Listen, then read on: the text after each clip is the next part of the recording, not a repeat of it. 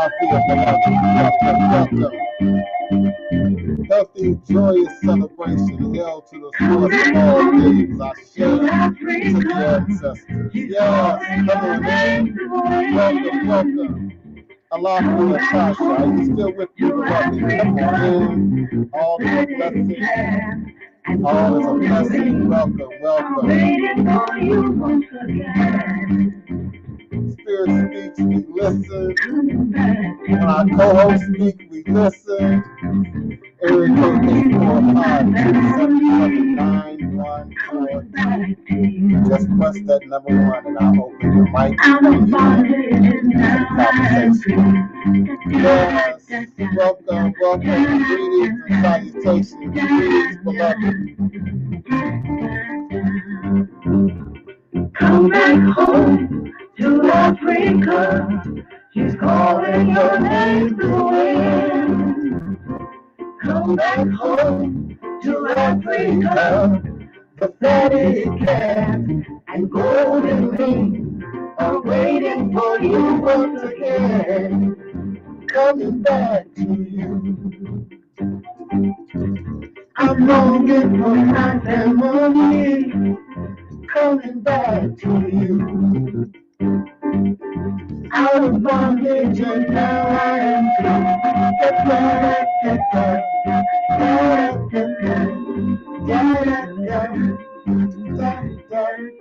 Greetings, Oracle Treehouse. Come on in, beloved. Come on in. My Instagram is not cooperating today, so I will not be streaming the Instagram. Please forgive me. You're going to have to log into your Facebook, your YouTube, your Periscope, your Twitter, my Earthcam page, my YouTube page. But I can't stream the Instagram today. But all is a blessing. We're going to keep it moving. Yes. We're going to talk about the warriors today. Orixa, yes. And of course, it's Friday the 13th. Whatever that might mean to you and yours. Come on in. Friday the 13th. Come on in. Don't be scared. Come on in. Greetings, Hoodoo Occultism, beloved co-host. Come on in. S. Marie, greetings, beloved. Greetings, welcome.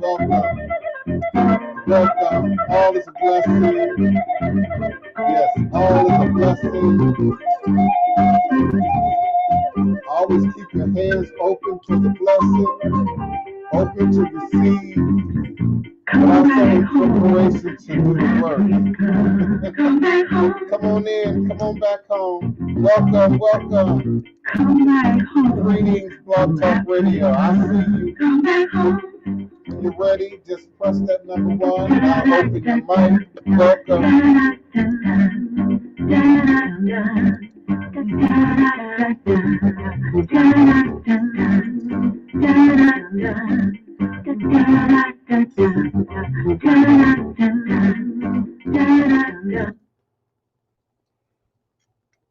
ESHU LEGBA Kosi Weri Awu Onlo Uto Ni Iwo Ada Afambo Osi Obatalami Ita Ni Ibo Onilio Abane Shu.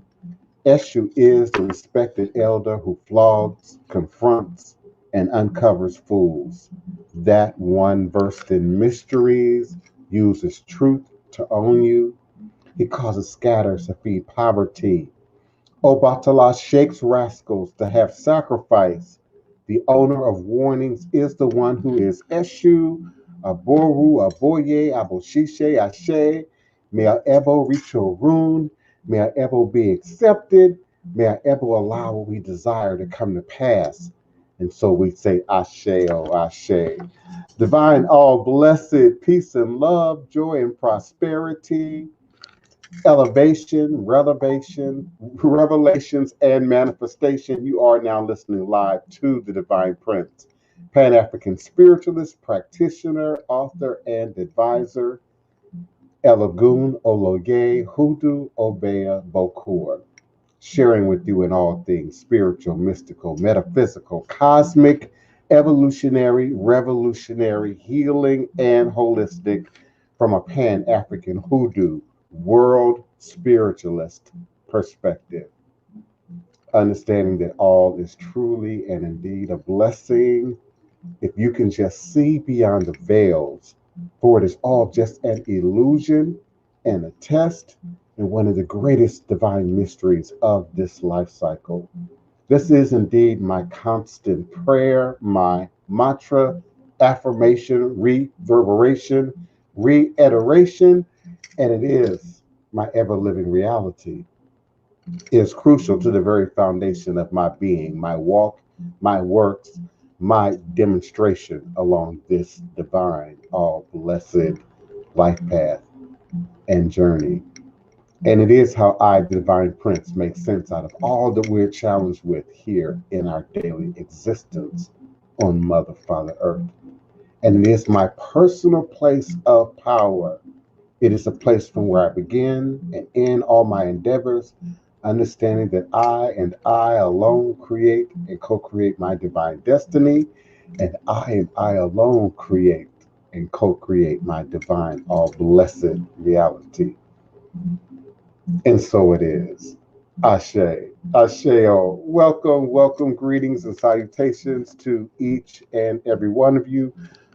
If I haven't already, I will get to each of you individually. Greetings, beloved Shemafia, beloved Tasha, Oracle Treehouse, Hoodoo Occultism, S. Marie, Thy Marcus Art. Greetings, beloved. Thank you so much for being present with us again today. And Crystal Lynn Whip.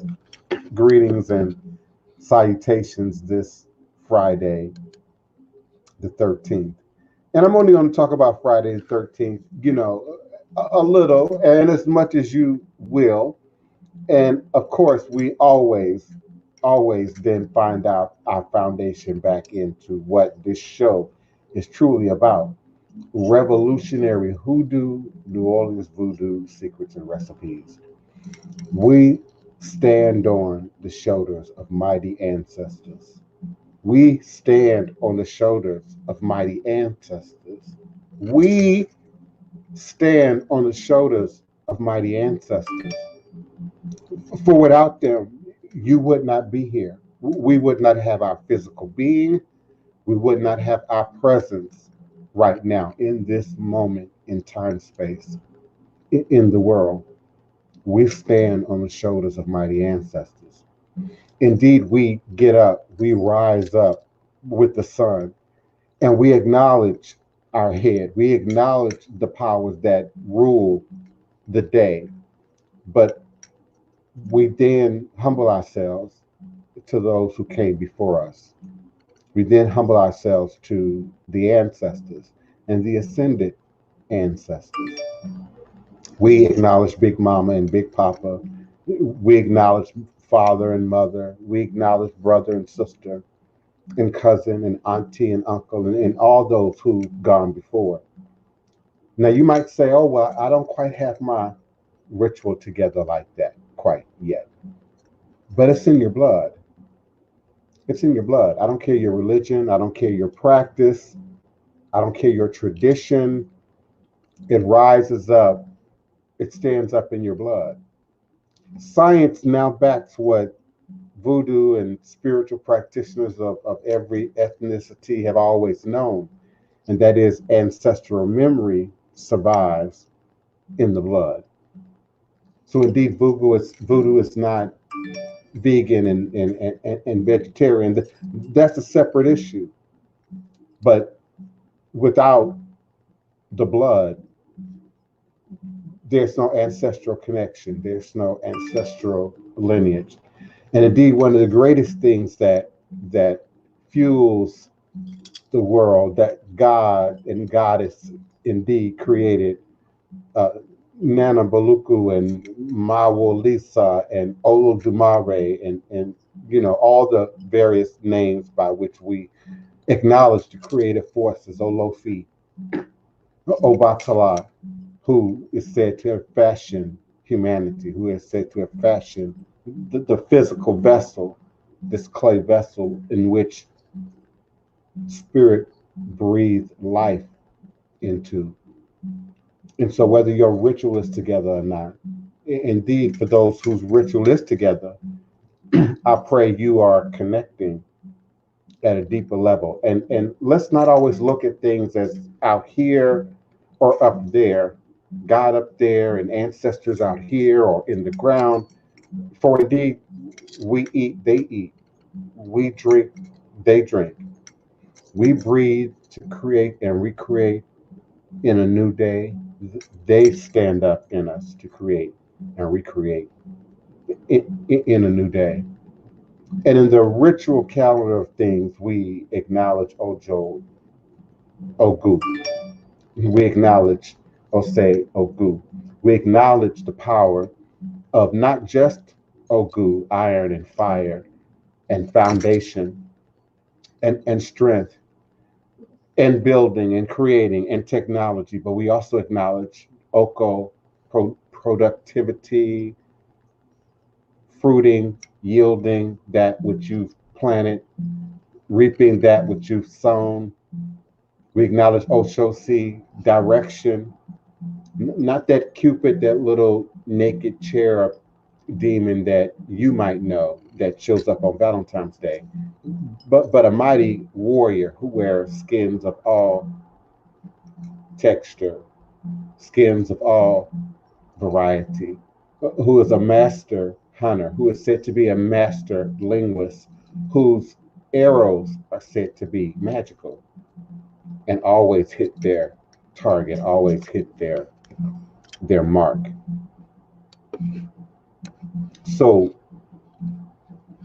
with that understanding, let us apply what we know, what we understand, not just what we understand, but what we understand to active, real world, right now, here in this divine moment in time, space, result-oriented work to help us to overcome the issues, the problems, the blocks that indeed we might face today in a modern context, in this present moment in time. Sometimes we take religion and spirituality and again, it's out here or it's way up here. It's something that's elusive. It's something that only existed in the smoke and the mirrors and the illusions of our inner standing. But indeed, it is something that shows up in our application, in our demonstration. Greetings, beloved priest Awolowo. It shows up in what we do, what we say, how we interact with ourselves and with each other, how we interact and connect with nature. Iba Orisha, greetings, Orisha, beloved. Thank you so much for being here, Matthew Ferguson. Divine peace and blessings. Happy Friday to you. Be a blessed. Greetings, beloved. Greetings to the UK. We welcome you, beloved. Alafia. Greetings, everyone that passes through, that stays. Yoruba, Ifa, Toki, Ashe, Ashe, beloved. Thank you so much, Eva Ogun. Yes. What's Oshosi's presence in Hoodoo? Um, Hoodoo occultism. Again, direction. Oshosi is really about direction. We attribute all this imagery and symbolism, and particularly from our Western Lakomi influenced, Santeria influenced, Voodoo influenced understanding. But these symbols, these implements, these cast iron vessels, indeed are also symbolic. I wouldn't say emblematic, but symbolic of greater principles and ideas upon which we first want to clarify and crystallize in your head. Because for indeed, if your head doesn't allow it, it can't then produce and manifest. So that crossbow that we like to use to symbolize who and what Oshosi is in the Americas is really about direction and clear direction and applying that direction, whether we're talking about career education, how you earn your living, your home lifestyle, children, relationships, families, how we deal with conflict, how we deal with despair, how we deal with negativity. And again, we must be clear, like quartz crystal, at the head, at the third eye, at the consciousness level. I use various words so that I can intersect and connect with everybody that's in the audience that's listening, uh, hopefully to create greater understanding. And when that's clear, then we're then able to use the tools represented by these great powers, Ogu and Oshosi and Oko, and a few others here in the Americas for my international audience. We also acknowledge indigenous spirits of the land in which we were forced to then inhabit and rebuild a new life uh, in during the time of enslavement in the Middle Passage. So indeed, we acknowledge those what once were referred to as Indians or Native Americans or indigenous ethnic groups. We've now incorporated indeed even that into not just Hoodoo, but the Black Spiritualist Church was the first, strong footprint here in North America of that being applied in the Black community from a spiritual or spiritualist perspective. So Ochosi is to help you to clarify direction. Now, Ochosi also has a connection to herbs, to nature, to plants, and indeed there are other deities that also stand up in plants. In Yoruba, that's Ewe, right? Awo. And so again, there's no voodoo, there's no santeria, there's no lukumi. I'm gonna start saying there's no magic without nature and our connection to plants. For my friends who are following me and supporting me on Instagram, Divine Prince Ty Mecca on Instagram, you saw, as I often do, I posted 2 new varieties of plant. Some of you may have never even seen them before. Um, and so that again is, for those who are indeed learning and practicing and applying um, what we share here in this sacred space. They get a deeper understanding when I post vegetation, when I post plants, when my sister Wapani posts plants and trees, and snails and things. For those who are, applying the tradition, all these things have a symbolic representation, but then also have a much deeper inner application that should first take place at the head and then filter throughout the body. In plain English, it's like taking a pill you don't understand. It's like receiving a prescription that you have no idea what it is, what you got, how the two things work together. But we know people in this culture do it every day.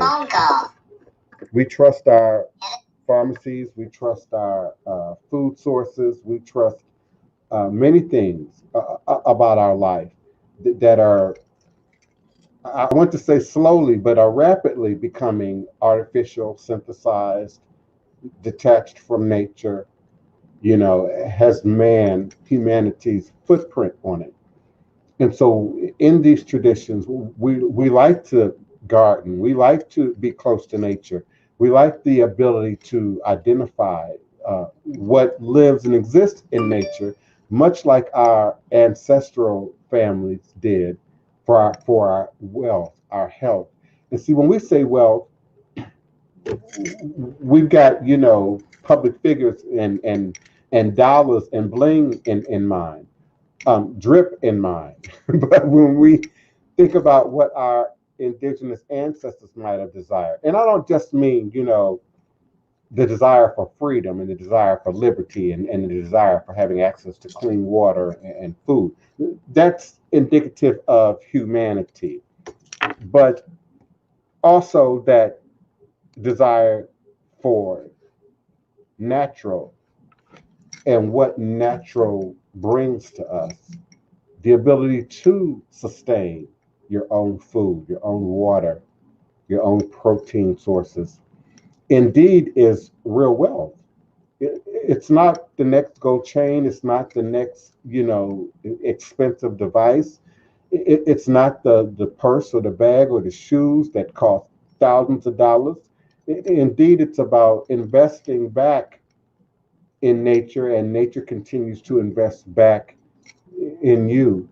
It's at the very core of what all of these traditions represent and are.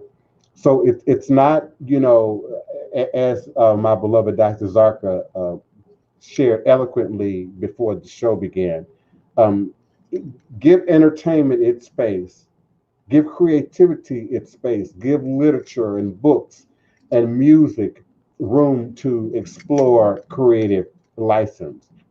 But let's be clear about what's real, what's true, what's authentic to the practice.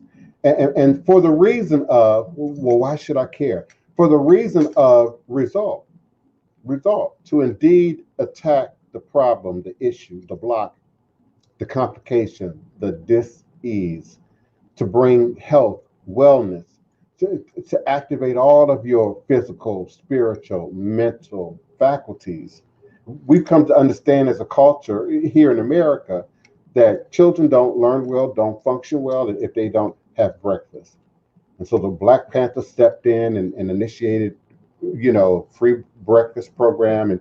And after they destroyed the Black Panthers, we've now recreated that, in a new way. But we have an understanding that people need food to not just live and be alive and to sustain themselves, but to grow, to learn, to evolve new ideas, to evolve new information. I like to think in sort of scientific terms, symbolically, the imagery of a download of God or spirit or the universe giving us spiritual downloads, like a crystal, with clarity and with understanding that we're able to then stand up and apply. That's not so much science fiction. That is indeed, how life works. And particularly for the person who's walking their authentic spirit path. We like to think in 2021, well, my path, my rules, my protocols, my projections, and forget that we're all tainted, if you will, uh, by Western culture, Western imagination, Western ways of viewing access to the spirit realm, Western ways of viewing spirit and the ancestors and what we wake them up for and what we, desire of them to do in our lives. And particularly when we're looking at LEGBA and ESHU and CROSSROADs, from an indeed a West African, more authentic perspective, these were uh, ancestral powers, if you will, that existed in a village, in a community, in an area for the community, the whole of the community, and not just an individual. Sort of the idea of bringing Legba into the house or around the house or into the yard are evolutions in the Western culture, in the Western diaspora, of demonstrations of this power. Indeed, it would be at the crossroads to a village or a compound or a community. Legba would have been accessible to everyone in the community, if you will. And indeed, there are really profound festivals to acknowledge and show honor to Legba that we used to see maybe back in the late 90s, going into the early 2000s. And then they sort of just began to be blocked and prevented to be shown online. There are pictures of LEGBA festivals that I could post right now that Instagram would block, would censor, that would prohibit.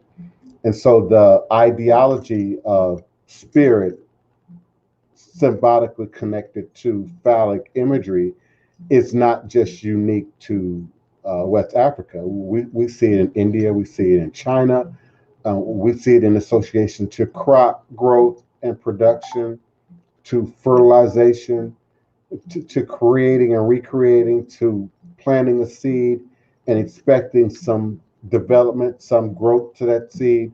So there are cultures all around the world where we see phallic symbolism in association with food growth, crop production, um, fertility, generating pregnancy. And again, when we take it into our westernized, tainted context, we start thinking of wealth and prosperity and opening and closing the doors on people, places, and indeed things. And we are quick to associate ESHU, LEGBA, with being a trickster. And I often say the dynamics of that is ego, is indeed ego. It's when we think we know, we understand, we got it, we have all the information we need, which is a very Western thing. I can Bing it, I can Google it, I got this. That's when we get caught in the trap. That's when we trip up. That's when we, you know, come to a crossroads, if you will, with life itself, and thus have to choose a direction, and often three directions. I like to think of LEGBA as more protective, like a generator quartz. A generator quartz has six sides and a point, so it's naturally sort of phallic, if you will, particularly if you were looking at single terminated quartz, double terminated quartz. Some of it has a very phallic-like demonstration, but generators in particular have that flat bottom, either naturally or it's been smoothed out, by a jeweler. But we call those generators. And so we breathe life into them. We wash them, we cleanse them, we charge them, we give them sun, we give them moon, we smudge them. And then we program them with some thought, some idea, something that resonates out into a greater space. Ourselves, of course, in the space that we exist in, but then the environment around us, your home, your yard, your neighborhood, your family, etc. So we see a more communal relationship, if you will, to LEGBA, to ESHU in West Africa, as opposed to how we sort of personalize it here. Now, that's not to say that we can't, for those of us who've, been versed in the mysteries of LEGBA, those who've received the implements and the mysteries of LEGBA, that's not to say that you can't, again, learn ways of living, ways of being that activate the ability to open the door that you need open, to close with clarity, cleanly, doors that you need closed, but also to remind you to always look both ways and ahead, to always remember that there are three directions that you might go. And there's no this direction is good and that direction is bad, but each direction, each choice that we choose, each action, there's a reaction. So we sort of, in my understanding, sort of rely on his powers, his energies, her powers, her energies, because LEGBA is not one sex necessarily. Many of the ceremonies that I've seen in Africa, it's often a woman who is wearing the LEGBA utility, if you understand what I mean, and is doing the gyrating and the thrusting. It's often a woman who's doing that in ceremony. Again, there's an element of fertility, production, crops, growth. So it's rare that we remove femininity, the spirit of woman, even in nature, from those sorts of equations. You know, um, Mother Earth. We say Mother Earth. We don't necessarily say Father Earth. We say Mother, Father, God.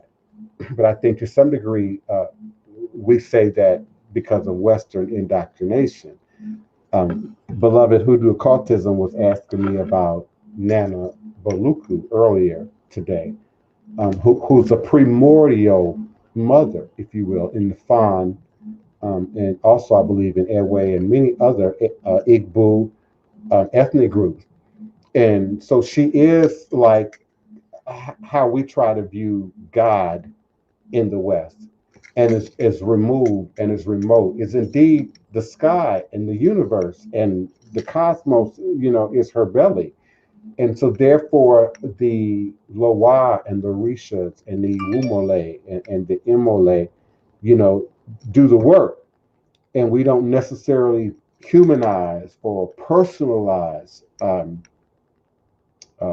Baluku. Now, however, we've seen evolutions in the West, and I mean Cuba, Brazil, Puerto Rico, and you see many of the Mami Wata like symbolisms, the wide hoop skirts. I don't know what's going on with my technology. I just lost my earth cam. And you see the wide hoop skirts, the mammy-like symbolisms that offer, signs of pregnancy, fertility, wealth, contentment, having all that the great mother needs, and then having enough to give some away, to offer, some to the children. So let's see, be a bliss. Yes, greetings, beloved. Okay, Eva ESHU. Eva say ESHU. Yes, European Celtic symbolism is also phallic. It can be found all over the world.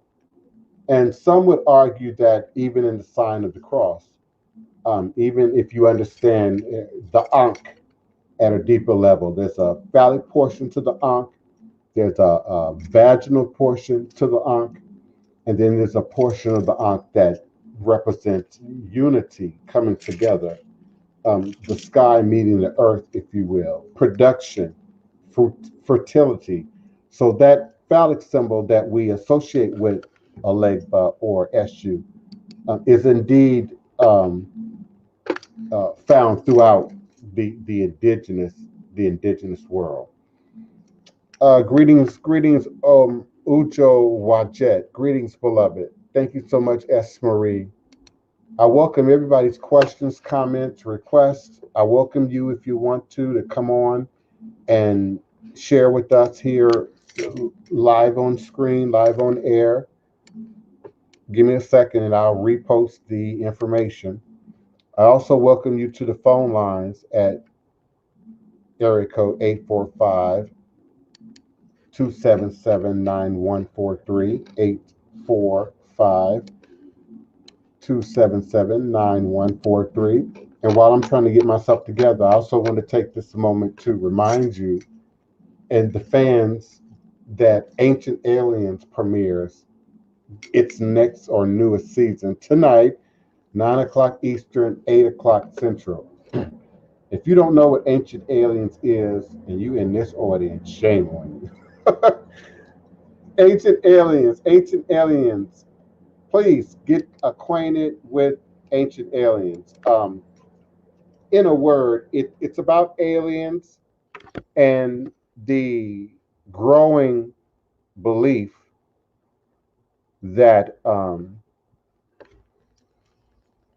they have interfered with humanity. They have interfered with the planet, may have indeed engineered the planet to create an environment to support what we now call humanity. There are aspects still of our brains that are not understood. There are aspects still of our DNA structure that are not understood. There are aspects of how our world has come to be that are still understudied, little understood. And so, greetings, Mom. Love you, beloved. So, ancient aliens is something that me and my beloved sister Wapani, we are just hooked on it. And I know some of you in the audience are as well.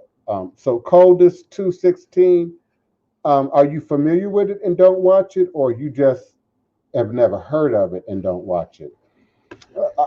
Again, I would assume for almost anybody in this audience who has an interest in root work, conjure, hoodoo, magic, that you might find ancient aliens compelling. Even when they look at the technology of Kemet in ancient Egypt, where did that come from? And how did it advance, at such an accelerated rate? What happened to it all of a sudden? And why now do we have these great monuments like the pyramids that are still little understood in terms of their usage? One of the theories within the ancient alien community is that they were a power source, a generator, and that certain chemicals were poured into the chambers that creates energy that could be shot out into not just the sky and the universe, but utilized to power things like batteries and electricity, in a way that we may have lost knowledge of over the centuries, through world cataclysms, through the dark ages, through wars, and rumors of wars, through religious persecution, of intellect, persecution of creativity, persecution of talent. So um, it's also, I mean, okay, code is 216. I get the whole TV thing, but it's 2020, so almost anything that's on TV is on the internet. you know, historychannel.com. Historychannel.com is where you can find Ancient Aliens streaming wherever you are in the world, online. Now, I know it gets a little tricky when you get into countries like Ethiopia, perhaps Nigeria, and there's a great deal of censorship. Greetings, Imani Sankofa, of what they can access online. But when I look at my audience geography map in association with the show, um, I continue to be just a little bit amazed by who's watching, who has the availability to watch based on where they are geographically in the world. I'm trying to put it up on the screen. Yeah, so man, Kenya, Ethiopia imprisons people for putting, information they don't like on Facebook for 14 years. They have strong social media laws in Ethiopia. Kenya, South Africa, Cameroon, Nigeria, Ghana, Morocco, France. I'm amazed by uh, the countries, some of the countries I've never even heard of in Eurasia that are listening to the show. Um, I'm just grateful. Bulgaria, Greece, Turkey, Saudi Arabia, Yemen, United Arab Emirates. It swells my heart. Sometimes when you think you're just talking to yourself, or people are not, hearing, it's just those little things like that, give me that motivation to get up one more day, or at least every other day, and try and come at you with a new broadcast. But yeah, it's a great show. It's a great show, and it stimulates every aspect of your mind: history, science, metaphysics, quantum metaphysics, religion, spirituality. And if you're like me and probably Orixa, and then you want to go and research those things, study deeper into those things. And it reminds me of, my favorite nighttime radio broadcast, Coast to Coast AM. Well, at least back in the Art Bell days, Coast to Coast was off the chain. It's changed a little bit over the decades that Coast to Coast AM has been on the radio. But it's a show that airs every night on talk radio in your town, in your part of the Americas. You can access it if you're in another country, again, on coasttocoastam.com. And they also talk about ancient aliens, ghosts, spiritualism, telepathy, faith healing, almost any, supernatural and or spiritual thing you can envision. Bigfoot, Lugaru, they talk about all of those things. And ancient aliens, I believe it's just sort of a growth of that fandom and that interest. And so they decided there's a way to visualize this. And they focused in, you have to focus in on something, ancient aliens in particular, because it covers just about anything else that we can think of. What if indeed our ability to heal, to perceive energy in our hands and our body, to see things with clarity with our third eye, is some evolution coached on by alien intervention? I don't want to give it entirely away for those who might decide they want to go and check it out. Yeah, they've been on for 15 seasons, and they premiere the new season tonight on History Channel, historychannel.com. Greetings, Melissa Williams, on this Friday the 13th. Thank you so much, Crystal Lynn Witt. Yes, indeed. Yeah, you can't replace Art Bell. Art Bell sort of broke it in for me back in the 90s. If I give further evidence of what my age really is. And I was in Atlanta at the time, and I would, listen to Adama, Aleji, do her thing. I would listen to Art Bell. Both of those shows aired for about 4 hours. So, if you had insomnia, like I did a lot back then, spirit would keep me up all night back then. Never could sleep in my 30s, never could get a whole night's rest. And so often I would be, counting the hours till I had to clock in to work. But I would be listening to this show. It sort of would keep you on track of what time it is. At the top of the hour, they take a break. So you know what time it is, you know the news, you know the weather, you know what's going on. But then for 4 hours, and in some cities they repeat it after 4 hours. They're talking about some of the, most deepest spiritual, sometimes wacky things you can just imagine. Greg Carwood, yes indeed. Yeah, they have Coast to Coast on YouTube. I can imagine. The higher side chats. The Dogon tribe of Mali have ancient knowledge of aliens and stars. Absolutely. Thank you. Give me a moment on your name. Biblianthrope, right? Did I get it? Biblianthrope. You're absolutely right. The Dogon, the ancient Egyptians, the Nubians, the tribes of South Africa, the Kwa, many of these ethnic groups of these indigenous people, the Mayas, the Aztecs, understood that we came from the sky and or had a connection directly to the sky. And so ancient aliens, if I'm introducing something to you that you've never been acquainted with before, it's like Christmas Day, okay? I assure you, this will be stimulating at every level. And for me, it further validated voodoo and why we see demonstration, real world demonstration in not just voodoo, but magic. and other forms of indigenous spiritual practice and tradition. There's an element to it that will forever be in the spirit realm, will not be fully understood, at least where humanity is right now.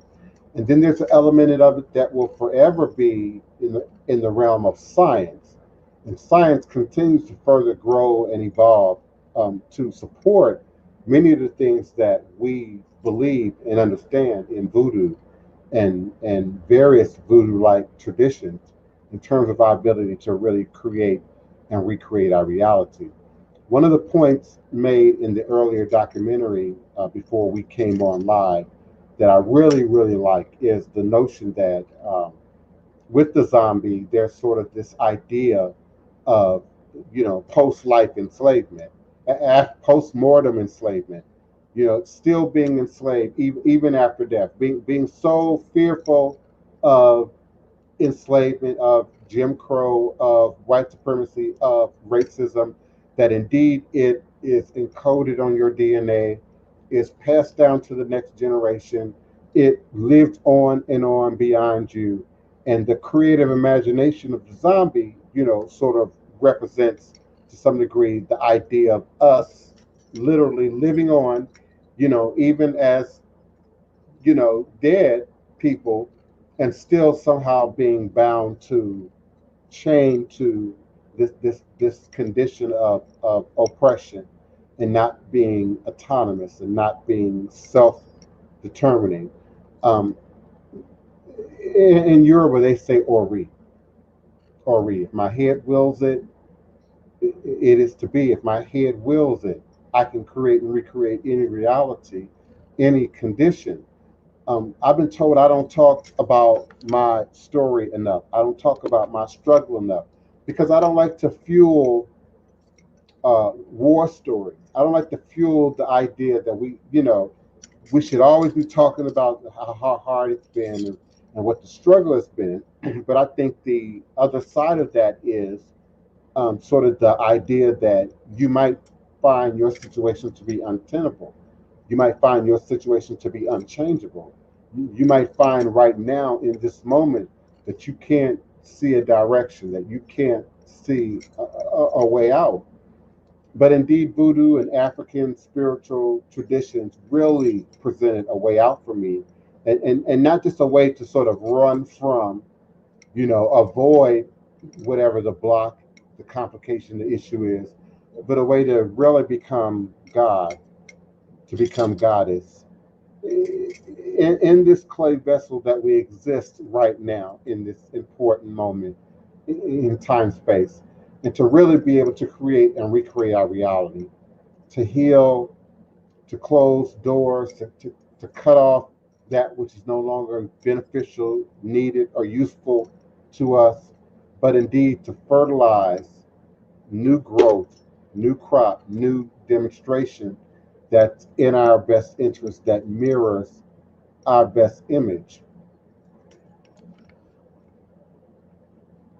Um, when you say the history of magical oils and colognes, there's always been the idea of libation. There's always been the idea of anointing.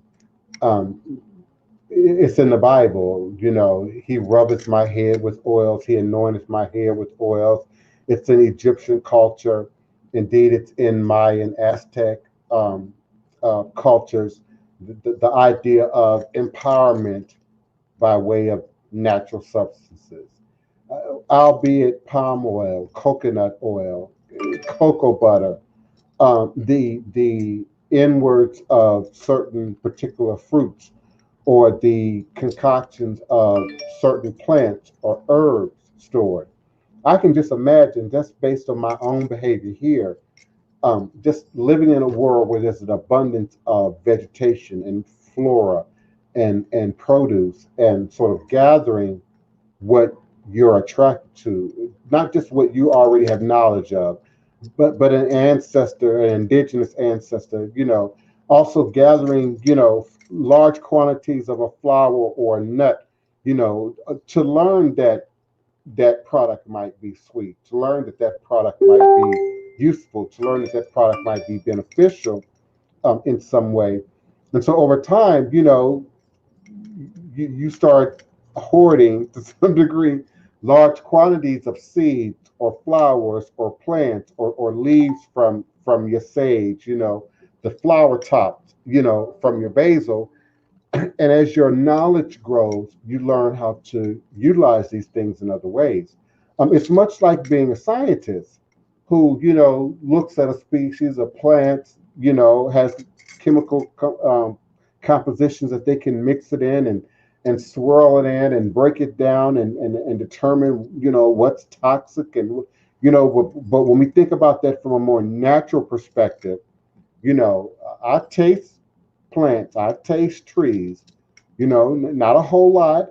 And I don't suggest anybody do it who doesn't really know what they're doing, but I'll taste it. If it's bitter, I know right away it's not edible, and it might be medicinal and not necessarily edible. And so people started to, collect sweet oils. People started to collect, magical concoctions that they found benefit, that they found useful. And so I could do a whole 4-hour show on just the history of magical oils and colognes. Now, when you add colognes to it, it also brings sort of this commercialized modern thing into the equation. Like your store-bought Florida waters and lavender oils and lavender water, your Indio commercial products, which are just that, commercial products with a Indio blessing sort of label stamp on it. It doesn't make it magical. It doesn't make it, voodoo. And we talk about this a lot on this show, Hoodoo Occultism, where botanicas and commercialism and stores, come in. And it's not every store, it's not all stores, it's not always the entirety of every store. But like a novelty shop, you're going to sell what's popular, you're going to sell what travels the fastest, what goes off the shelves the quickest. But you may also house things that are real or expensive or authentic that don't sell every day. Everybody's not going to come in and buy, a $500 ginseng root every day. So they're going to keep that in the back or on a higher shelf. But the average person, I want to connect to the ginseng root. They want $1 worth of root or $5 worth of root. And so, they've developed the tube of ginseng extract. They've developed the small pieces of ginseng root, to feed what people want, to feed the need of societies. Now, when we look at Haitian voodoo and Louisiana voodoo, the usage of what we might deem commercial products has made its way into voodoo symbolism, voodoo ritual. And as with anything, we as gods and goddesses can imbue anything with the power. There's those of you who are among us who are, and I'm not singling anyone out, I'm just speaking in general, who've been through AA, who've been through NA, who've been through CA, who knows sort of the tenets of those rooms. And one of those tenets is that you decide that you're going to sort of relinquish your failing control over whatever your addictive issue is and surrender that to a power greater than yourself. And I'm choosing this as an example in particular because they claim not to be quote unquote religious, AA and NA, but the idea of choosing a higher power. And they don't care in that program, they don't care if it's a rock, if it's a tree, if it's the sun, if it's God, if it's voodoo, if it's hoodoo. But the notion, the idea of surrendering one to something greater than yourself, a power greater than yourself, is also sort of implied in real Orixa worship, the understanding that all things exist in nature. We have what we need. It's divinely innate and inherent. We're gifted everything that we needed right here on this planet, right here within our bodies, right here within our spirits. But we've been separated from ourselves, just as we've been separated from nature over time. And so commercialism has sort of found a crack into your practice, into our belief. And so there's a lot of usage of commercial oils, commercial sprays that I would not necessarily, but you may say, that bottle of olive oil that, your mama or your daddy or your auntie, is using in the evangelical church, you might say that that's commercial. But if we imbue something with a power, with a force, with a charge, with a purpose, now I dare say, this might sound frightening to some people, like my mama, that's all voodoo. That's all witchcraft. Witchcraft is the word I wanted to use. That's all witchcraft. Empowering something, imbuing something. We charge. Now it's right to believe you charge your olive oil with the Holy Ghost, the Holy Spirit. So we might charge our oil with a particular planetary alignment, with a particular deity or set of deities and or powers. And now you're trusting the preparer.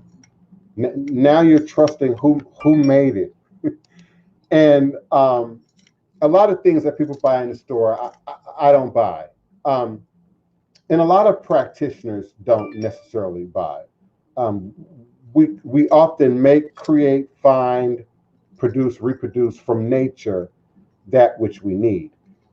Now, some things like your tarot cards, like your crystals, like your your shrines, your altars, present sort of a visual connection for people, to your practice, to your tradition.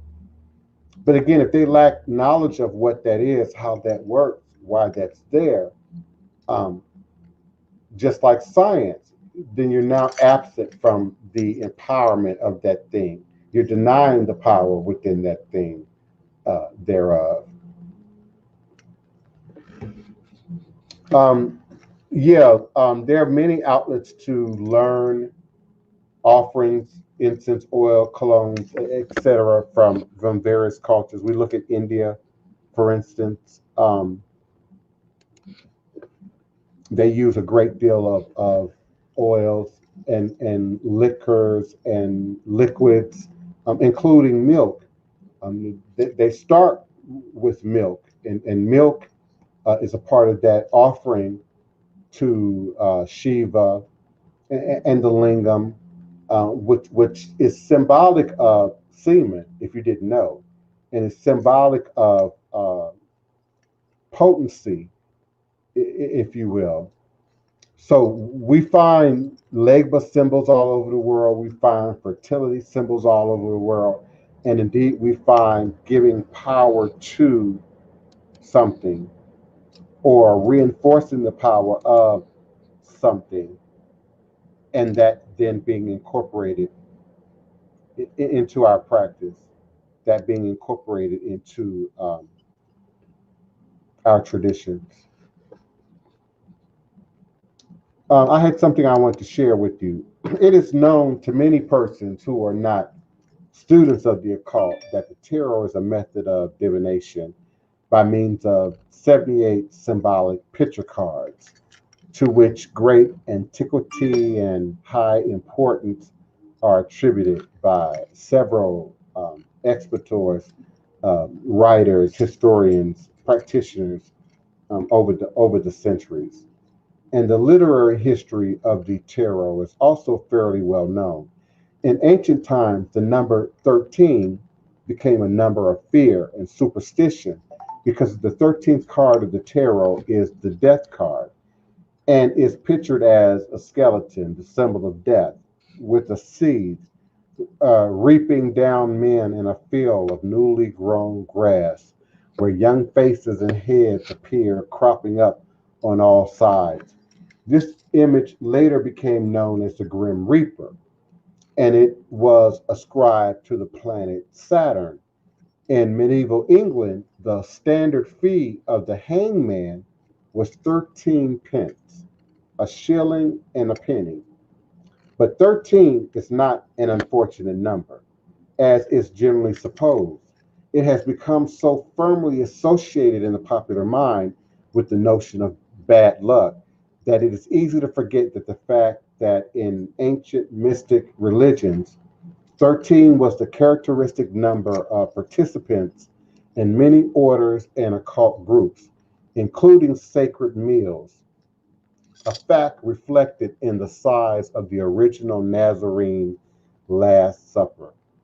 And it can be clearly shown that 13 is not only the most cherished number of the United States, but also the most fortunate number for Africans, African Americans, and people the world over of African descent. But we're going to begin with the United States, starting with the 13 colonies. The first national flag had 13 stars, and even today it still has 13 stripes. On the green side of the dollar bill, there are 13 steps in the pyramid of the Great Seal.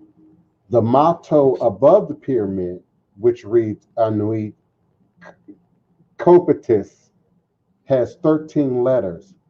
The eagle on the right side has a ribbon in its beak that bears the motto E Pluribus Unum, which contains 13 letters.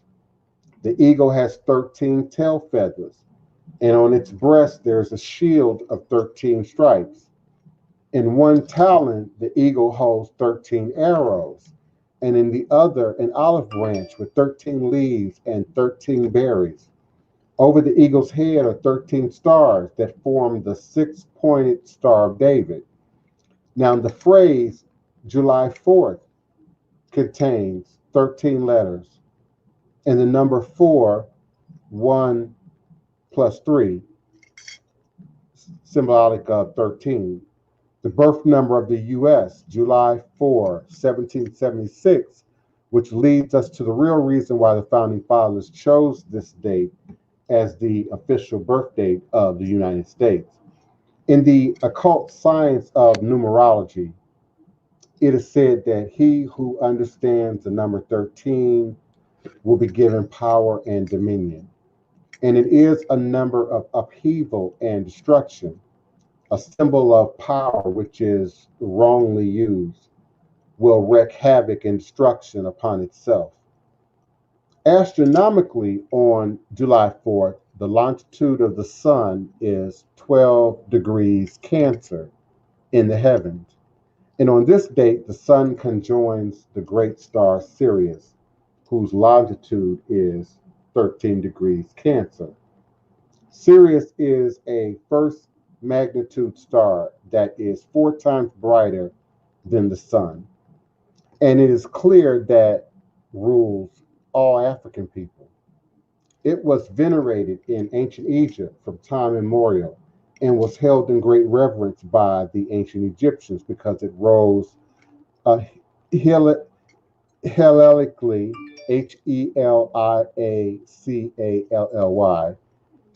hellenically, with the sun at dawn during the inundation of the Nile River, the flooding, the annual flooding or seasonal flooding of the Nile River, the lifeblood, if you will, of ancient Egypt.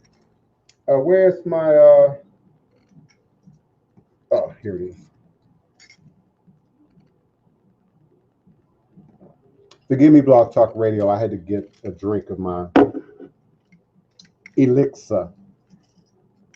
In astrological parlance, it is said if the great star Sirius is well placed in the horoscope, it will contribute to the amassing of wealth and the acquisition of fame and honor.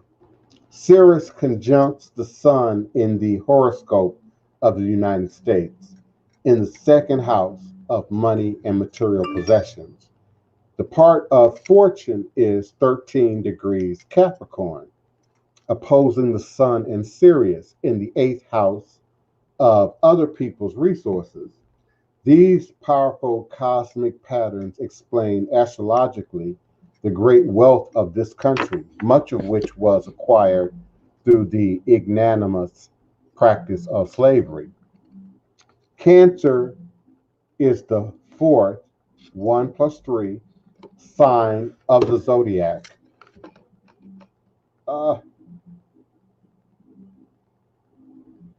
And it rules the continent of Africa, its inhabitants and people the world over of African descent. The moon rules Cancer. The moon rules Cancer, and is therefore the cosmic ruler of all African people. The average celestial motion of the moon is 13 degrees per day, and 13 weeks is the time it takes the Earth to travel from the equinoxes to the solstices. For example, it takes the Earth 13 weeks to travel from the first day of spring, March 20th, to the first day of summer, June 21st. 13 weeks from the first day of summer to the first day of fall, September 23rd. 13 weeks from the first day of fall to the first day of winter, December 21st. And it takes the Earth 13 weeks to travel from the first day of winter back to the first day of spring. 13 times 4 equals 52, which is the time it takes in weeks the Earth to make one complete revolution around the sun. And in most years, lunations, conjunctions between the sun and the moon, occur 13 times.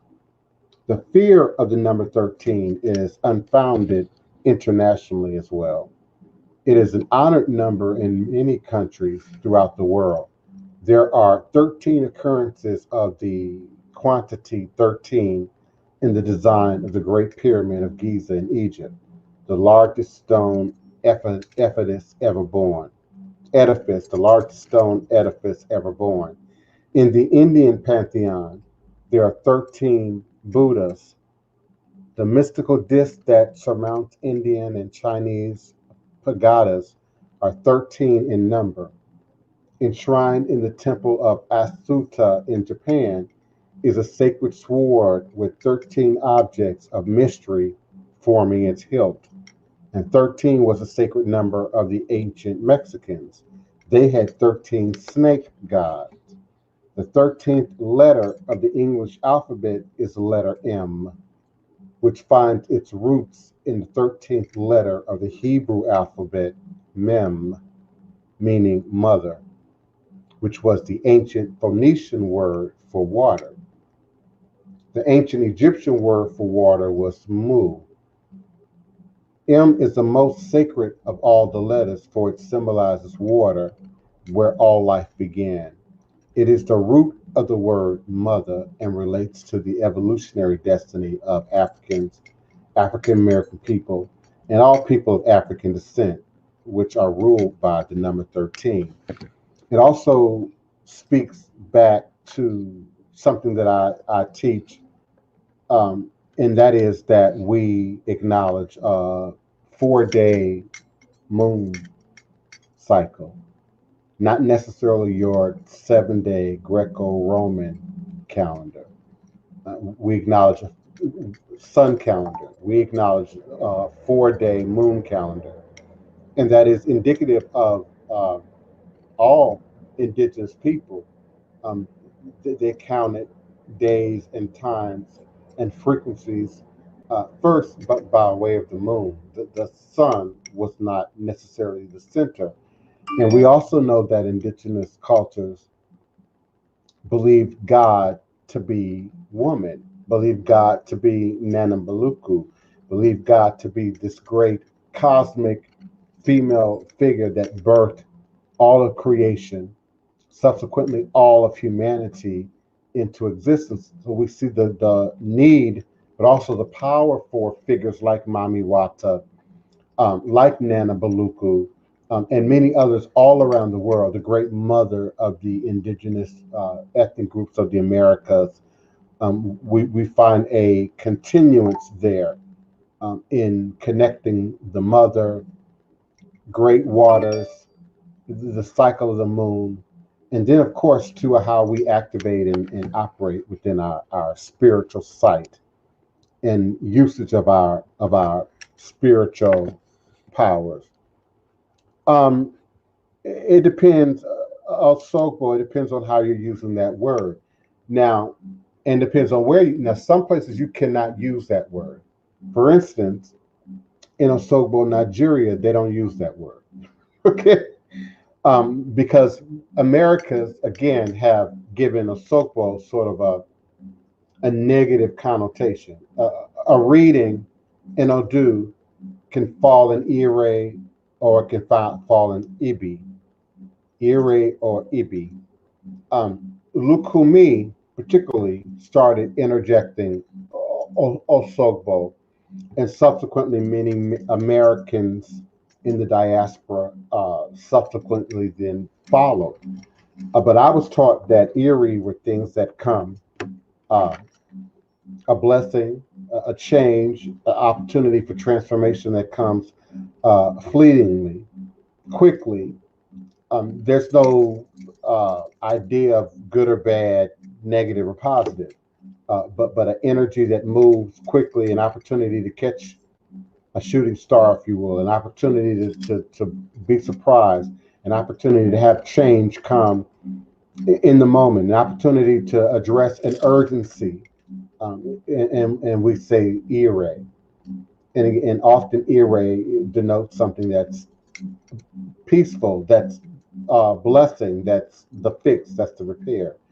When we say ibi or sopo, the idea is something that might come with much more of a challenge, that might come with some timing attached to it, something that might take time, something you might have to feed, something you might have to repair, something you might have to readdress and go at, over a particular period of time, typically 30 to 90 days, in order to see some adjustment, some change manifest on the divination board. Now, for those who aren't familiar, what is being asked, we're talking about authentic divination, fa, afa, ifa, palm nut, shell, erosun powder on the board divination, eroso powder on the board divination. And so reading can fall in either ire or osogbo. And there are ways of manipulating implements, shells, seeds, beads that help us to determine whether a reading is in one or the other. Some would say that system is also in place to keep a reading from being corrupted by either the client or the diviner. So there's an aspect of the reading that the client does that reinforces whether a reading is in one demonstration or the other. I have learned techniques to address that over the phone and virtually. Some of you have had me to ask you to, we're gonna have a reading, a scheduled reading. Make sure you got your salt and pepper shaker, your paprika, a little bit of sugar, and maybe some cinnamon. Some of you have had that experience with me. I was trying to determine Ire and Ibi in the course of a reading, and doing it in a way that's simple, that I don't have to go into the complex explanation, of it from a Yoruba cosmological perspective, and just get to it quickly. Um, Many of you know my readings are already extensively long. I'm almost scared to say that 2 hours, 2.5 hours, 3 hours is not unusual for a reading with me. So the question he's asking helps to determine in what lane a message is falling on your board, in what direction a power or a Risha, Emole, is standing up on your divination board, and then how to feed it in terms of Ebo, and how to then address it. I don't know what CA is, that California I don't know. Yeah, there also lettuce was a fertilization symbol in ancient Egypt. Um,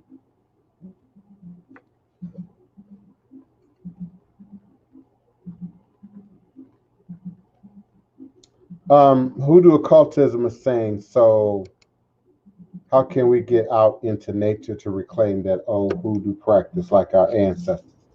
That's a great question.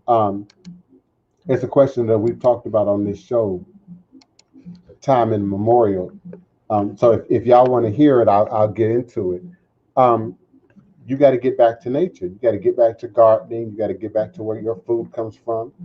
You got to get back to a more natural, vegan, vegetarian, holistic approach, green approach to how you view the world around you. I'm not here to demonize technology or commercialism. You know, this is not necessarily a political show, so we can argue capitalism and socialism and all these words that are being tossed around right now in the political arenas. But we've got to get back to what's natural. We've got to get back to nature. We've got to get back to breathing clean air, and indeed having access to clean water. Many of us do not have clean water. You know, if you have not invested in filtration and or access to clean water, but if you haven't made a conscious choice about the source of your water, um, you're not getting back to nature. It's more than just what's coming out of the pipes of your municipality where you live. And then, of course, there's that thing. There's that thing with where our food comes from. We have too many children. I feel great today too, beloved fitness girl fun. I do too. I did my exercise. I did my walk earlier today. I got my meditation on. I got my herbal concoction in me. I got my low john, on standby. I didn't want to do the whole show with low john hanging out my mouth. I might sound crazy, but yeah, I'm with you. I feel good today too, girlfriend. I do. Thank you so much, Alafia. Um, yeah, we've got to get back to where our food comes from. Start there. Where's your food coming from? Some things right now, you might feel, well, my only option is the Giant, the Walmart, the super shopping store, whatever your big box store is. But then you start going more organic. You then start paying attention to what's in your food. You start reading labels. Because indeed, if we're talking about moving minds, moving consciousness, becoming gods and goddesses, becoming great healers, teachers, spiritualists, practitioners, you got to first start with what are you eating, literally and figuratively. What are you taking into your body? What are you allowing into your ears? What are you allowing your eyes to to take in every day, to process into your soul every day? What are you exposing yourself to? And so we look on the outside and we look on the inside. Yeah, beloved, in Georgia, real good. That's happening, unfortunately, in many, many places. They kill these grassy areas that have been grassy for decades, maybe even centuries in some cases. And because I'm thinking about all that lush greenness that I associate with Georgia. They come in and chop down those forests. There's a lot of ancient forests in Georgia, a lot of old land in Georgia. It takes 20, 30, 40, 50, 100 years to grow all those trees. And then they come in and build a duplex, build a new housing complex, build a new supersized, maximum size house. Um, and we're forgetting, nature. So yeah, it's a shame. But even in those environments, you can still get out in many of those environments where there is open area, where there is untouched area. for some time, where there might still be wooded area, and you still be surprised at what comes up. Nature continues to fight back. Nature continues to come up. The idea that some of you, are using herbicides to green up your lawn reinforces what I'm saying. Nature continues to come up, continues to come back. So those herbs find a way to survive somewhere else, if indeed they're not being, you know, um, forced into extinction. Um, Highway regions, have a lot of that untouched area, where you'd be surprised of the medicine and the herbal plants that might be available to you. And gaining knowledge, hoodoo occultism, about what something is. I think that might be one of the more challenging, maybe even scary parts for some people, particularly those who've been sort of, yeah, Craig Burns. I was talking about the notion of having a higher power, something greater than yourself. I was using NA, AA, and CA as an example of sort of this present day notion that we're self contained and we don't necessarily require anything beyond, ourself. And so getting in contact with something higher than yourself, greater than yourself, indeed that exists in nature, is why I was using that as a reference. So yes, real good hoodoo occultism. Finding out. Thank you, Crystalline, with how clean your water is and how to clean your water. But yes, and the elimination of pollution of all types. Um, but also how to then regenerate, regrow life wherever you are. Now, you might be in a country, you might be in a rural area, you might be in the suburbs, you might be in the urban area, you might be in the city, but there's a way. I've been looking at Chicago and Philly and New York City, and these gardens and these terrariums and these nature uh, preserves, if you will, for lack of better words, that are being created on the rooftops of some of these, heavily structured buildings. Um, of course, if your house ain't designed to hold that weight, then you might not be able to do that without a little bit of extra rebuilding. But when we think about these massive structures in the city with all this steel and stone, blocking out the sun and taking up space, the notion that they're now turning back the clock and re-inviting birds and bees and butterflies, to come into the city, earthworms, by creating gardens, creating edible landscapes. My mom would tell you I've always had a thing for edible landscapes. When I was a kid, I was allergic to grass, and my dad would force me to cut the grass. Um, and then there was, the idea that if my mom tried to create a garden, grow anything useful, beneficial, he would mow that down.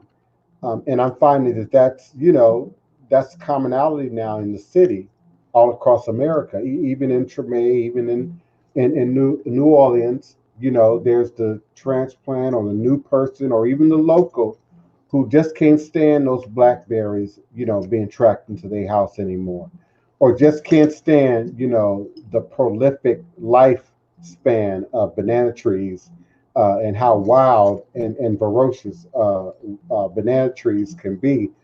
And so they want to get rid of them. They want to cut them down. They want to eliminate. And all the herbicides that are killing the dandelions and the clovers, also make it very difficult for you to create and recreate what's edible in your environment. And somehow I feel there's a conspiracy there. If you're forced to only get your food from the big box store or from the government, how much power, how much autonomy, how much self-control do we really have? If you can't feed yourself, really. So we think of feeding ourselves as having a job and being able to go to the grocery store, and but think about it in a sort of a old school way.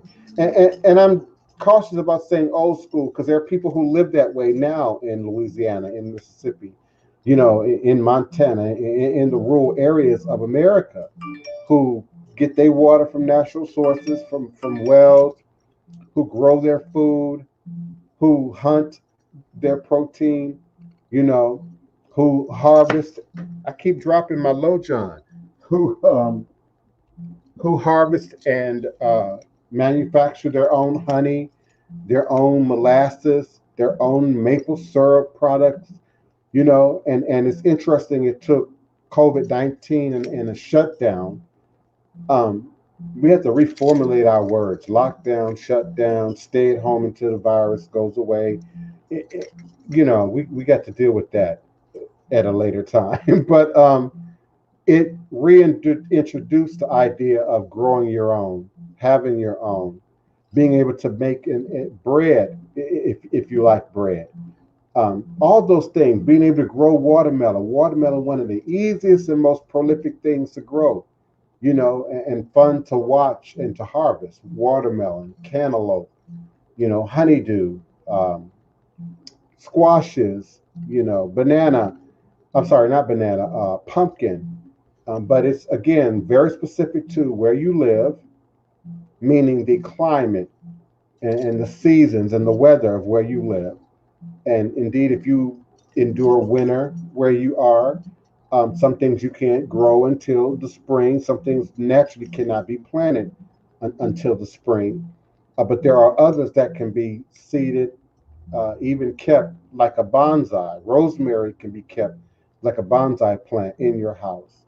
Some of your herbs can be kept all winter, in your house. A good, healthy basil tree might survive the winter in your house. So there are many avenues to getting in touch with nature again, getting reacquainted with nature. And again, we look at things as being out here or up here, outside ourselves. So when I hear myself say getting acquainted with nature, I'm also hearing getting acquainted with ourselves, with your body, with your spirit, what works for you, what feeds your soul. Man, there's nothing like fresh, healthy herbs and produce, and it goes all through your body if your body's not, toxified and polluted. It goes all through your body, and you feel that. I feel something when I eat cucumber. I feel something when I eat fresh, healthy herbs, when I eat fresh berries off the tree, especially my own tree, when I can eat citrus, right off my own tree.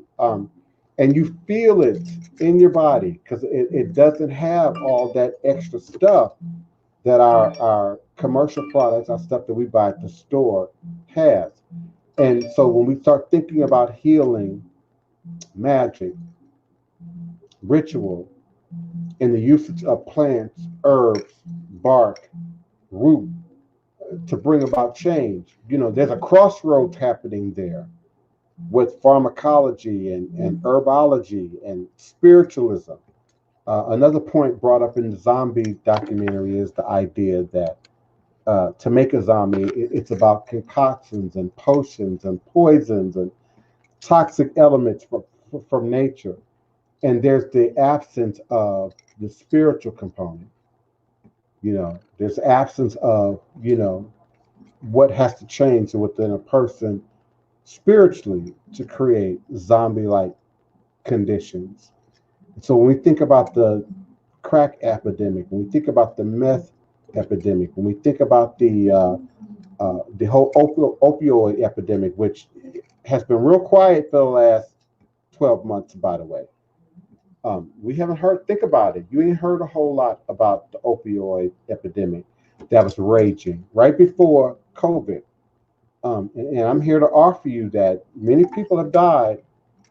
Those people sometimes go without a name, go unnoticed, go undocumented, go unreported. But many overdoses during the COVID, many people have killed and harmed themselves. I've noticed even in my own community I live in a great community, a safe community.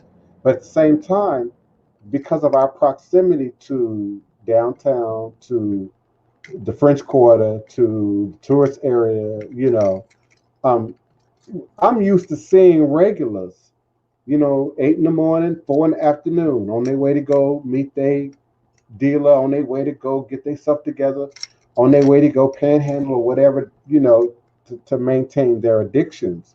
I haven't been seeing those people. Almost none of those people, So many of those people have died. When we look at where the homeless encampments typically are in the city of New Orleans, you don't see a lot of those people. You would like to think that they found a home and someone has took them in or helped them to get themselves together. But even when I think of how we view this whole red blue election thing, much of the behavior mirrors zombie-like behavior. Some of these Trumpsters are like zombies. They believe whatever he says. They see whatever he says to see. They don't see whatever he says don't see. You know, I fear, me and my mom and Rapani had this conversation yesterday. All he would have to say is kill, and they would. They would. These Trump supporters would absolutely do America harm, and they're willing to do America harm right now if you just open your eyes and pay attention. And they're willing to further a negative, wicked narrative that we all know is not true in order to further more of a wicked narrative. How zombie like is that? How possessed a behavior is that? Real good, email me at divineprince at houseofthedivineprince.com. Divine, Divine, Prince, Prince, at House of the Divineprince.com. My website is also www.houseofthedivineprince.com. And I'll be more than happy to assist you. I've also heard I'm real easy to find in Google. I don't know how that happened, but House of the Divine Prince, Hoodoo Central. I'm also said to be real easy to find there, and then you can again send me an email request, and I'll be more than happy to assist you. Yes, I like edible, I like topical, I like smokable, I like medicinal, I like spiritual. I much prefer life in my yard that's of use. Every plant in my yard, including what you might say, oh, that's a weed, has a ritual, has an edible, has a medicinal purpose. And many have had the privilege of coming and visiting the house and seeing my yard. And everybody's amazed, when they see it. It's like a mini jungle back there, but it continues to grow and evolve. But yeah, I don't have much of a use for plants that aren't ritual, that aren't edible, that indeed don't provide medicinal value. A plant that I'm finding that many of you are unfamiliar with, or in terms of its edibleness, is Wandering Jew. Wandering Jew is entirely edible from the root to the plant to the flower. It also is extremely medicinal. It has some components, some elements to it that help to fight things like Alzheimer's. And we're talking about Wandering Jew. Yeah, that stuff that takes over your yard and it's hard to get rid of. Crystal Lynn Witt is talking about poke salad. My grandmother, my mother's mother, would go out in the yard and pull up and prepare poke salad. Yes, ma'am. What are my thoughts on chemtrails and AI? Um, I'm not sold on chemtrails.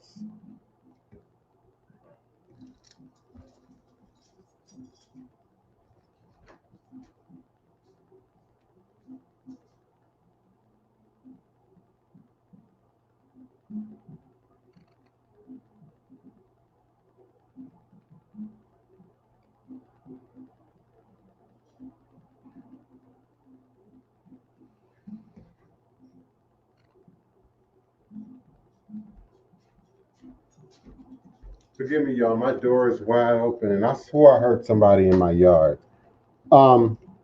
Which would not be a good thing. Okay. um, I'm not sold on chemtrails. I'm just not. Um, I'm just not. I do realize that we have new technologies that are producing pollution, as Crystal and Witt talked about, and that has to be dealt with. And then that pollution interferes with nature, and then produces, new phenomena. For instance, all the plastic in our oceans that, collects in certain regions or suddenly washes up in other regions, is now interfering with nature. So I'm not entirely sold on chemtrails. I do understand, especially living in the deep south, we've had a problem with cancer and toxins and bug spray, and how bug sprays and insecticides have been used over the years here, over the centuries here in the deep south. Um, and we've had some concerns, about that. AI is another thing, artificial intelligence. And indeed, there is an element of, uh, I don't want to say danger, an element of caution that we might need to take in terms of artificial intelligence. If it's more intelligent than us, I mean, your cell phone is already more intelligent than you. Your computer, your watch is probably already more intelligent than you. Your stove, your iron, might have smart technology, computer chip in it. It's already smarter than you. Um, and so there is that thought that we can lose control of our technology, and that we indeed can create a technology that, can think for itself, make up decisions for itself so that it knows how to act in our best interest. But, there is that sort of sci-fi element to what happens if the computers determine that we're a germ, that we're an infection, and then sort of turns on us. I believe AI has already, to some degree, turned on us, in the sense that, we Google everything, Bing everything. We've lost a connection, some of us, to books, to the library, to science labs, to hands-on connection uh, to things. And so I believe one part of our consciousness is being weakened, while other aspects of our consciousness are being further developed. And further developed for what? When I think of all the war games, for all my gamers out there, all the killing and war games and going through the jungle and out of space just to kill and destroy and kill and recreate and destroy, I think it programs us to some degree for just an alien future, an outer space future, but for one of war and utilitarian rule, um, military like mentalities. I started noticing it in the 80s with labeled clothes, and people, everybody started wearing the same label, the same style. Now we got kids wearing the same color. Everybody got on black pants and a white t-shirt. Everybody got on blue pants and a white t-shirt, and a very, bland baseball cap. You know, so there's an idea of militarization, an idea of forming alliances. The word gang has been used against the black people in the black community for decades now to sort of denigrate some of our brothers and sisters who might lack resources, who might lack education, who might lack direction. And so we've sort of painted them now with this gang thing. Oh, well, he's in a gang. He looks like a gang member. But what are the Trump people? Okay. It's really interesting to me when I sit back as an observer of humanity, of people, and see how we form these alliances, vicious alliances. Have you ever played with the beehive? I don't play with the beehive. You know, yes, we need more people working with bees, Matthew Ferguson, for sure, especially in our communities.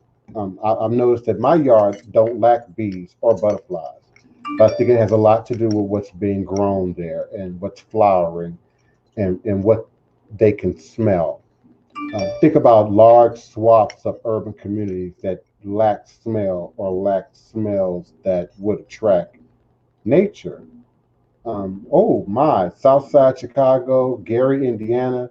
Some of these places historically have been notorious for how they smell, just coming in, on the highway, the chemicals and the waste and the processing and all that's not natural.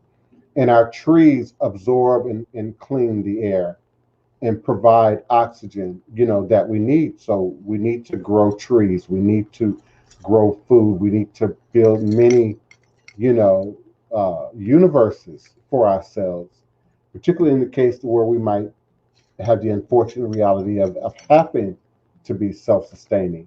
We have the blessing right now to choose to be self-sustaining.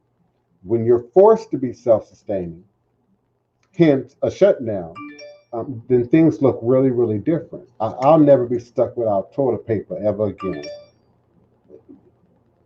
Ever again. Okay. And indeed, I got my food game, right. But I'm never going to be out without toilet paper again. And I'm never going to be prepared or unprepared to the best of our ability. There's always that new thing that happens that forces us to grow. Uh, do I feel people are being programmed with nanodust? Now, nanodust is a whole nother thing. For those of you who are not familiar, nanoscience is reducing things down to the minimal, creating computers that can be injected in your blood. She's suggesting something that might be an aerosol that you could breathe in.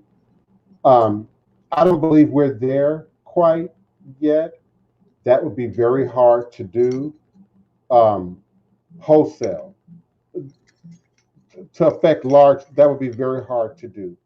Um, Individually, it could be done, but even that, when we think about this whole Russian chemical poison thing and people touching you and putting this toxin on you and you dying, um, that takes a lot of work, a lot of planning, to make physical contact with enough people.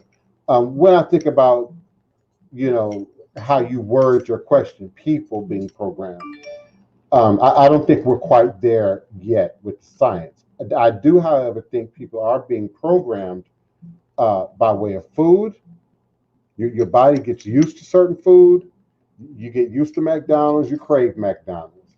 You get used to carbohydrates, you crave carbohydrates. So indeed, we're being reprogrammed through our food, through our hormones, through our genes, what we eat, how much clean water we're getting, indeed, how much fresh air we're breathing. The unfortunate reality of urban centers is the buildings that have no windows or recycled air, and all the air is going through these systems. And the reality is that if we keep polluting to this degree, crystalline wit, and we'll all be breathing through a respirator, living inside enclosed spaces, with machinery to sort of filter, the air. If we don't start making a change, at the personal level, at the individual level. So I agree, Shemafia, that we are being programmed. I don't believe they're doing it through nanodust. Not quite yet.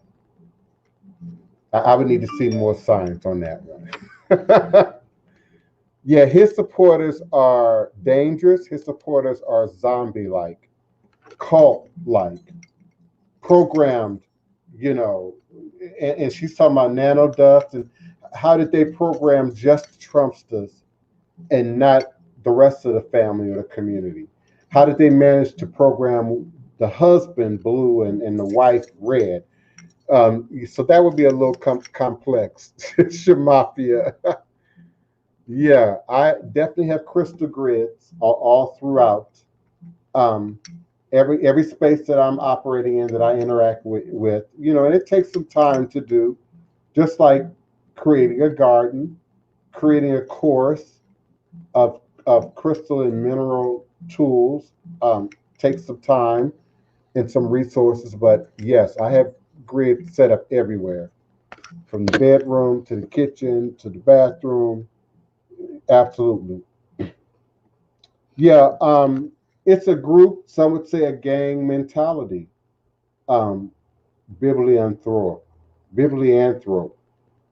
It's a cult like mentality, where Jim Jones says, we're all going to heaven and they're trying to get us, and our only way out is to drink this cyanide, to drink this poison, and we're going to give it to the babies first, and then the mothers, and it's just, I like documentaries. I do. I like crime stories. I like murder mysteries, but I also like supernatural, and I like, psychic and alien, programming. But just understanding the mind of somebody like a Jim Jones, like a Donald Trump, who can influence people to that degree that their filter is turned off, not just a little bit, a whole lot. I mean, it's not like one or two things. It's not like, well, just a little bit. I mean, this guy is full on, and people are accepting whatever he says, whatever he does, whatever he presents. They don't see anything else, and so it's like a cult. It's like being zombified. Shemafia, it is like some kind of forced nano dust like programming. It makes you wonder, is it in the water? And if it's in the water, why didn't it affect me? Why is it affecting them and not me? And is there some then trip to biology, or how you're built, or how you were raised, or it's crazy if you sit and just meditate on it for some time. If you just think about it for some time. Intentional crystal grids, absolutely, to project, to generate. Generators are great for that. Crystal clusters are great for that. But then your tools, your single terminated, double terminated, sometimes your twins, those tools you're going to often use more personally, to address whatever you might be working through. But yeah, I strongly suggest the grids. Al is 13 on the periodic table. Now, beloved Craig Burns, my chemistry, and you lost me with Al. Now, my registry of information connects Al to the Alif, in Arabic alphabet, but then we're talking about the number one. So you're smarter than me. I'm not quite understanding that. Al is number 13 on the. What is Al? Is that aluminum? What is Al? Help me out with that. So Shamafi is already there. So that y'all smarter than me, okay? I'm not. And certain subjects I still haven't studied. I've never taken an algebra course. Never. Never, never, never, never, never, never. I'm clueless about algebra. Don't have any idea how algebra works. So many of you, under the sound of my voice, are smarter than me, or are more educated than me in that regard. So y'all lost me on that one.